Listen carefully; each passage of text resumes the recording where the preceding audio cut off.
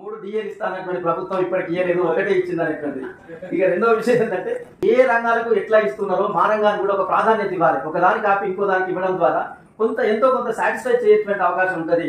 వాళ్ళు ఇచ్చినటువంటి వాగ్దానంలో ఒకటో తారీఖు జీతం తప్ప ఏది ఇవ్వట్లేదు అనేటువంటి కింద బలంగా నడుస్తున్నది. మేము నాయకత్వం చెప్పినా కూడా వాళ్ళు అంగీకరించేటువంటి స్థితి లేదు. దయతో మీరు ఆలోచిస్తారని మీరు అడగకుండానే మేము హాఫ్ డే జీతాలు ఇచ్చినప్పుడు కూడా వాళ్ళు ఏమో అభ్యంతరం చెప్పలేదు. అది వరదలకు సంబంధించి ఇతరత్ర ఏమి ఇచ్చినప్పుడు.